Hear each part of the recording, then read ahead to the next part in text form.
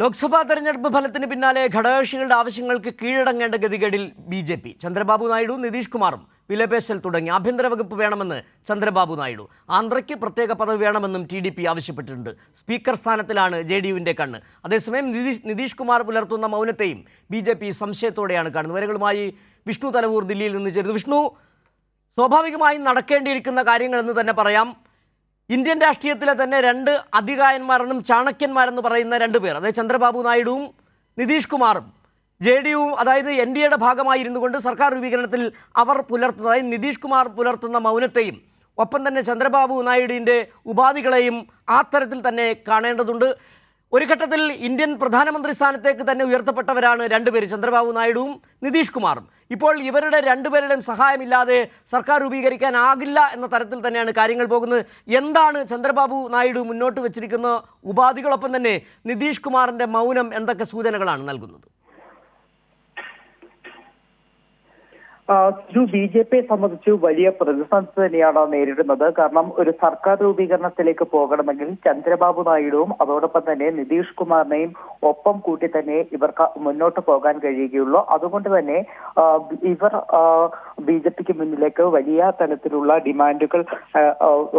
ഡിമാൻഡുകളൊക്കെ തന്നെ വെക്കുന്നുണ്ട്. പ്രത്യേകിച്ച് ചന്ദ്രബാബു നായിഡു ഇത്തവണ 14 സീറ്റാണ് 14 സീറ്റ് നേടുന്നുണ്ട്. ചന്ദ്രബാബു നായിഡു പ്രധാനമായിട്ടും മുന്നോട്ട് വയ്ക്കുന്ന ആവശ്യങ്ങൾ എന്ന് പറയുന്നത് ആന്ധ്രാപ്രദേശിന് പ്രത്യേക പദവി നൽകണമെന്നൊരാവശ്യം ചന്ദ്രബാബു നായിഡു ഇതിനോടകം തന്നെ മുന്നോട്ട് വെച്ചിട്ടുണ്ട്. അതോടൊപ്പം തന്നെ മറ്റൊരു കാര്യം എന്ന് പറയുന്നത് സർക്കാർ രൂപീകരണത്തിലേക്ക് പോകുമ്പോൾ പ്രധാനപ്പെട്ട വകുപ്പ് നൽകണം എന്നുള്ളതാണ്.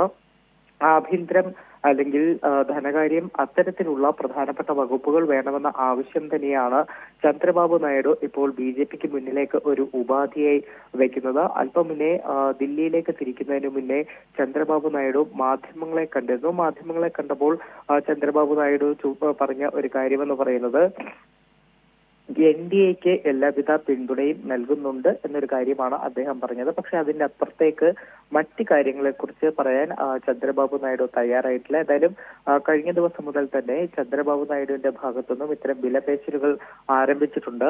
സമാനമായ തലത്തിൽ തന്നെയാണ് ഇപ്പോൾ നിതീഷ് കുമാറിന്റെ ഭാഗത്തുനിന്നുള്ള നീക്കങ്ങളും ഉണ്ടാകുന്നത്. നിതീഷ് കുമാറും ചില ഉപാധികൾ മുന്നോട്ട് വെക്കുന്നുണ്ട്. താക്കോൽ സ്ഥാനങ്ങളടക്കം കണ്ണുവെച്ചുകൊണ്ടാണ് നിതീഷ് കുമാർ മുന്നോട്ട് പോകുന്നത്.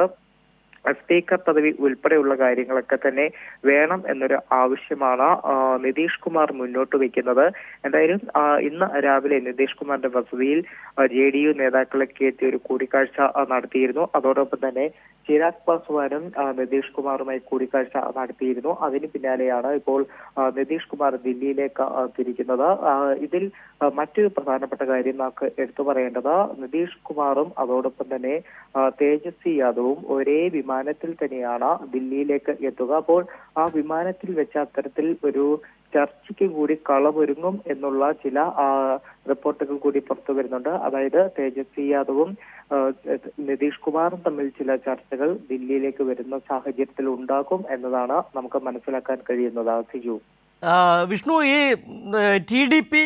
ഒപ്പം തന്നെ ജെ.ഡി.യു, ഒപ്പം പവൻ കല്യാണിൻ്റെ ജനസേന, എൽ.ജെ.പി. അതായത് രാംവിലാസ് പാസ്വാന്റെ, ചിരാഗ് പാസ്വാന്റെ എൽ.ജെ.പി. അടക്കമുള്ള പാർട്ടികൾ, ഈ പാർട്ടികളുടെ സമ്മർദ്ദ തന്ത്രം ഒരുപക്ഷെ ഇന്ന് രാവിലെ വൈകുന്നേരത്തോടു കൂടി ചന്ദ്രബാബു നായിഡു ദില്ലിയിലേക്ക് എത്തുമ്പോൾ ഒപ്പമുണ്ടാകുക ജനസേനയുടെ പവൻ കല്യാൺ കൂടി ഉണ്ടെന്നുള്ളതാണ് വിവരങ്ങളാണ് നമുക്ക് ലഭിക്കുന്നത്.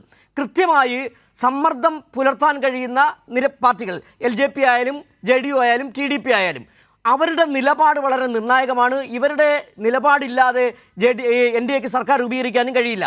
വളരെ കൃത്യമായ നിലപാട്. നേരത്തെ തന്നെ നമ്മൾ പറയുമ്പോഴും സ്പീക്കർ സ്ഥാനമൊന്നും ആയിരിക്കില്ല ഒരു പക്ഷേ നിതീഷ് കുമാറിൻ്റെ കണ്ണ്. നേരത്തെ തന്നെ ഇതുമായി ബന്ധപ്പെട്ട് കഴിഞ്ഞ തവണ ചർച്ചകൾ നടന്നപ്പോൾ ഉപപ്രധാനമന്ത്രി പദമടക്കമുള്ള കാര്യങ്ങളിൽ ചില സൂചനകൾ നിതീഷ് കുമാർ നൽകുകയും ചെയ്തിട്ടുണ്ട്. ഏതായാലും സ്പീക്കർ എന്ന് പറയുന്ന സ്ഥാനത്തിൽ മാത്രം ഒതുങ്ങി നിൽക്കാൻ ഒരുപക്ഷേ നിതീഷ് കുമാർ തയ്യാറാകുകയില്ല. പക്ഷേ ഈ എൻ.ഡി.എക്ക് തലവേദന സൃഷ്ടിക്കാൻ പോകുന്നത് ഈ പാർട്ടികൾ തന്നെയായിരിക്കും.